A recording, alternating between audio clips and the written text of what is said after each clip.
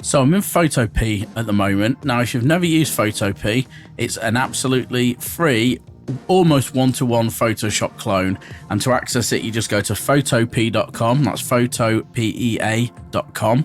And you can just start using it straight away.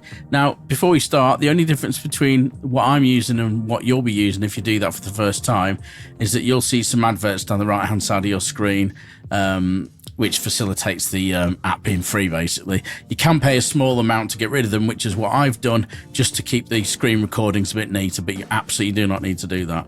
So what I've got here is an image from Sora.com. I've just, I like the look of, so I'll put a link to that in the description.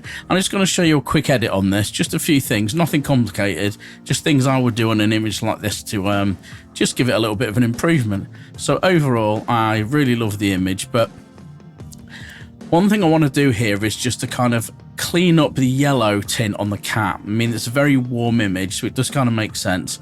But for me personally, I just want to back that off, but not over the entire image, just in like the highlight areas. So for a good tool for that is the color balance tool, which is this one here, or you can go to the bottom icon here, click on this, and then just choose color balance from the list that pops up, which is right there. And then I'm just going to go to, it says range here. I'm going to change this to highlights.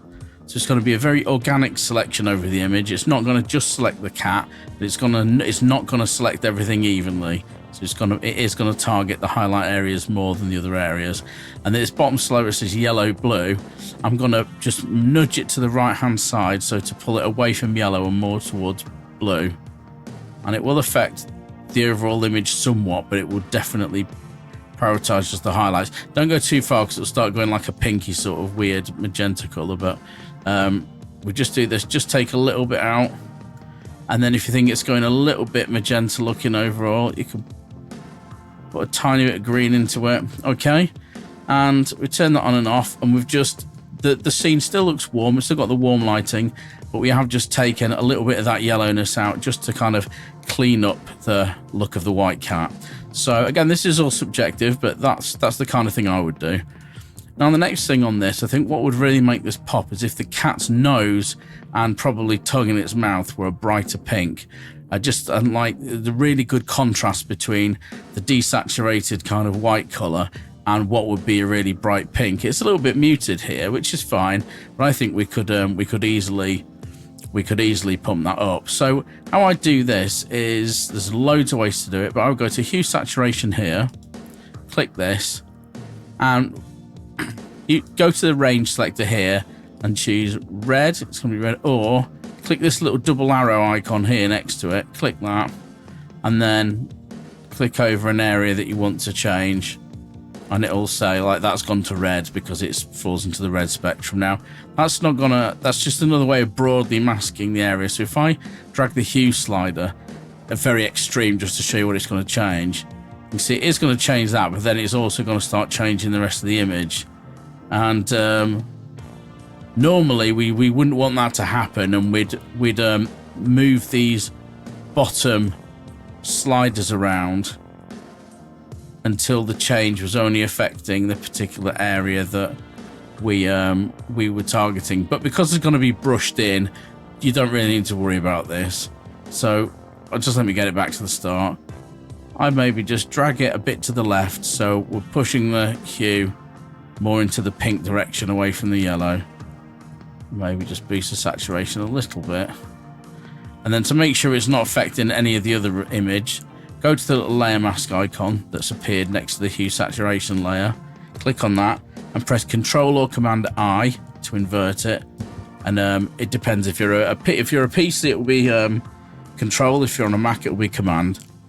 And then press B for your brush tool, make sure white is your foreground color down here. You can right click to change the size of the brush, and we're just gonna paint that on.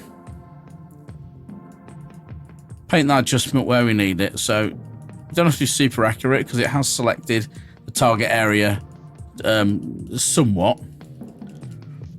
And then we've got that. I mean, you could have just done that with just without targeting the color at all and just painted it on with a brush if you feel like you could be accurate enough.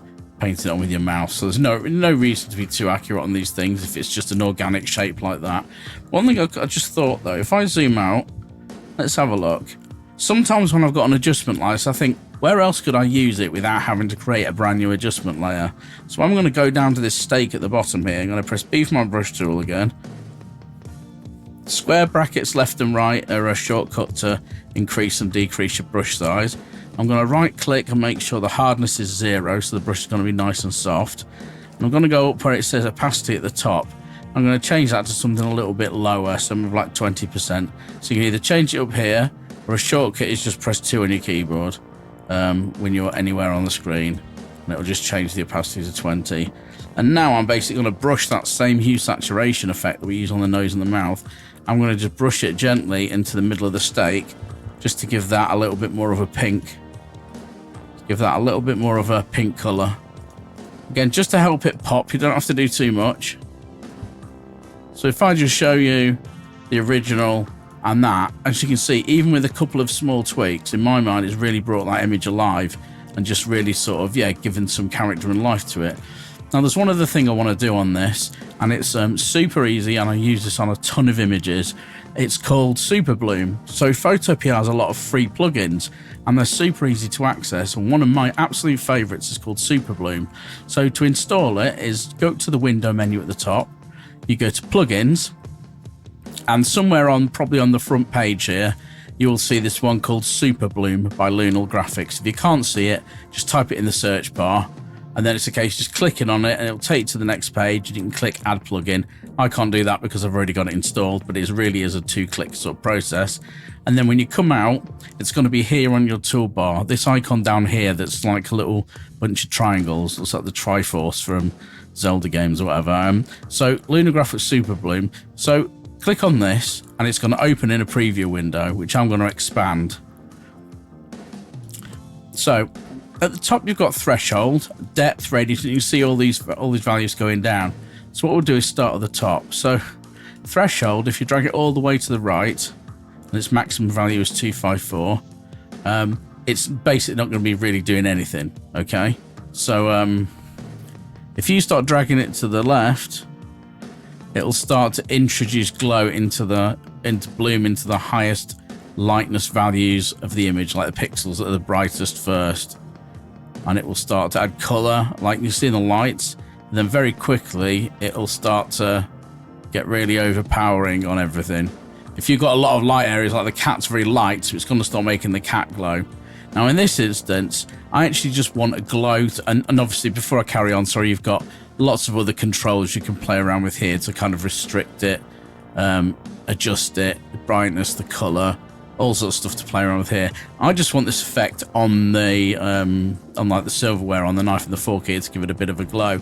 So I'm at the moment just going to ignore everything else that's happening up here, and I'm just going to focus on what it's doing to the fork. So it's doing it a nice little gleam there, nothing too extreme. I don't want it to look like super exaggerated, just nice little something. Again, I'm ignoring what it's doing on the rest of the image. Click add to document, and then click the icon again to close the preview, the Super Bloom icon. So what you can see it's done here is if I press the Alt key and click on the little eyeball icon next to the Super Bloom layer, it's going to show you a preview of what's on that layer. So it's created the bloom effect of the glow on a black layer, and it's automatically set it to screen blend mode, so all the colors that it's generated will be applied correctly. But because it's on a layer, you can put a layer mask on it. And because you can put a layer mask on it, we can now say we only want to reveal it where we actually want it. So if I press Control or Command I on the layer mask, it's going to invert it and essentially hide that layer, bring the other layers back. And so now we'll zoom in, press B for our brush tool. Again, a bit like we did earlier, make sure that white is the foreground color here, because white will reveal on top of the black mask. Just make our brush a bit bigger, and I'm just going to paint it now just around where the knife and the fork were, and just reveal any of the little bits of glow or the bloom that were sort of caught on the knife and the fork there. And of course we can drop it back. And if it's picked up any colour, like I'm seeing a tint of redness here that I'm not keen on, we can just highlight the layer itself, press Control or Command U, which is a shortcut to apply a hue saturation effect directly onto the layer. We can pull the saturation back, and you can see now we've got a nice clean white kind of blooming glow effect off the metal. And it might seem subtle on its own, but it actually, when it's added to the whole image and we do before and after, I think that's just added a real finishing touch to the image. So I hope you enjoyed this anyway, and I look forward to making another one soon.